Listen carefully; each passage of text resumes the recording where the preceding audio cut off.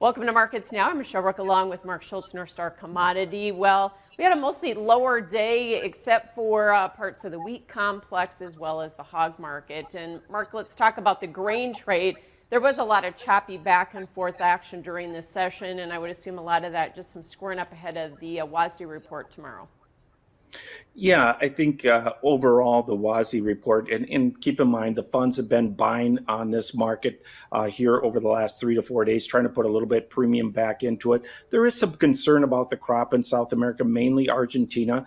You've got private guys looking at something down in that 30, I've heard as low as 34, and I've heard them back up at about 41 million metric tons. They've had good rain the last 2 weeks on the weekend, and they've got more in the forecast this weekend as well, in early part of next week. Now, it becomes important because between now and about the first 10 days of March is when the second crop, corn and beans, are going to be in the pollination phase down there. So they'll need that moisture. The moisture they've received so far has definitely turned the market or turned the crop around, or at least supported it here for right now. If the rain is a bust and we go on a drier trend, you're going to see something that the markets will go higher in the long-term picture. You bet. And when we look at both soybeans and meal, it looks like some profit taking there continuing, as we couldn't take out overhead resistance on soybeans.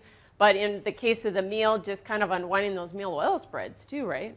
Yeah, you've enjoyed a market that has been, sorry about that. You've enjoyed a market on the meal and the oil that has been moving up meal quite well, and it's posting new contract highs. The oil, on the other hand, had been going down rather substantial, but you got to a point where you probably got the oil a little bit oversold. You had Indonesia, I believe, talking about reducing palm oil in fuel, and that propped up the palm oil market the last couple of days, and then it just spent over. And then when you had crude oil up sharply today, you had the gasoline and heating oil both up sharply as well. You've got a market that's bounced back, and therefore you just saw the meal decline. You saw the oil make a big surge to the upside today. Definitely, that was an energy play there in the soybean oil market for sure. But as I said, we couldn't take out resistance in soybeans, and we've had the same problem in the corn. We keep hitting our head above that, around that 685 area. We just can't get through it. Yeah, the resistance levels have been sticking out like a sore thumb. 685 on the corn basically gets a stopping point. 1540, 1550 is going to be has been a stopping point on the beans, nearby beans. On new crop beans, that's going to be about 13.90 to 14 bucks is going to be your resistance area there.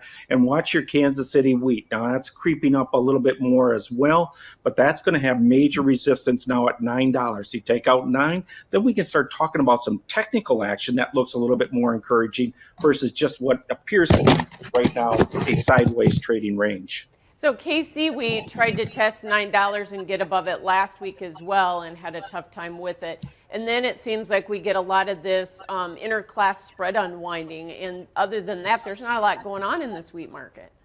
No, there isn't, because we don't have anything on both corn and wheat. It just lacks on the export demand and overall demand in general. So we are curbing demand one way or the other. I mean, that's just what's taking place. And now if South America does indeed end up with, which appears Brazil's going to have a good bean crop, big bean crop. They're going to have what could potentially still be a very good corn crop as well. So you've hurt the Argentine crop. Don't get me wrong. That's an impact. But you're going to have Brazil corn and Brazil beans into the world market, and I'll guarantee you it's going off cheaper than what we have here in the U.S., and that's going to make it difficult for us to gain more export business here, especially on the beans now for the rest of the marketing year. And on the corn, probably once you get to May and June, you're going to see corn taper off, and the business is going to go, China struck a deal with Brazil, so corn is moving from Brazil to China. And just to touch on the wheat, we don't really have a whole lot of risk premium in there either from a weather or war perspective, it doesn't look like. No, that is the one thing. You do have the wheat where the funds are got a rather large short position in here. Right. And so even though the wheat demand has not been that impressive, it's at least to a level that I think we can still obtain the projected carryouts that we have or usage that we're going to use to get that crop going. We're still probably 30 days away from bringing wheat out of dormancy, maybe a little bit more here in the south. So we'll see whether or not that hard red wheat areas go. The rain that's coming across here the last couple of days, it still favors more of eastern Kansas, eastern Oklahoma, eastern Texas. So Right. you're not really into the major wheat producing areas. They're still relatively on the dry side, but that's typical. What's important and what people tell me down here is that it's going to be, once the wheat comes out of dormancy, they're going to have moisture going to get that crop up and going. So cattle scored new contract highs today, and then we saw some profit taking, and that's kind of what we're, I guess, expecting here in this market. It's just going to be a buy the break kind of mentality here by the funds, you think? Yeah, I do. I mean, that's been the pattern that's been going on the entire time here. It's been very orderly. We don't really see. I mean, very seldom do you see the cattle market go over a buck to the upside on a day, and very seldom do you see it go a buck lower. Yeah, we came within a buck 20 of contract all-time record highs on June cattle futures. Yeah. So you kind of figured you would have something that would probably cap it here for a little bit. But I still think probably $2 and $3 pullbacks, you're going to find buyers again. The fundamentals still look great. You got cattle weights 13 to 18 pounds below a year ago for 5 weeks in a row. That's telling me we're gonna move them out a little bit sooner. That's a big number. I mean, that's equivalent to having between 10 to 14,000 less cattle on a weekly basis. On the tonnage. So that helps out. I think our export demand the last 2 weeks has been good. Beef, even though we think it's high priced, if you look back at box beef prices, it's not outrageous. True. We're $268 for the choice cutout.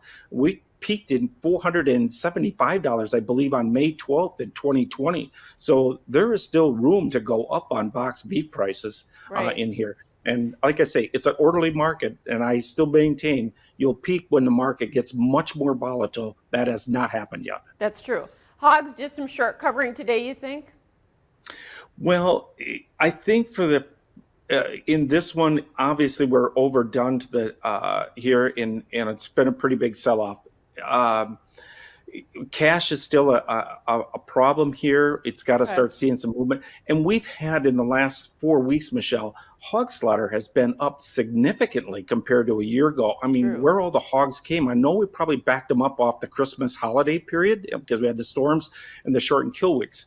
But that should all be caught up. Now, that's the one I think you got to watch now to see if those slaughter numbers start going back more like maybe 1%, 2% above a year ago. But we've been doing for the last 4 weeks, we've been averaging a little over 4% more pigs. And that's just too much in Okay. here for the time being. All right. Thanks for joining us, Mark Schultz, North Star Commodity with Markets Now.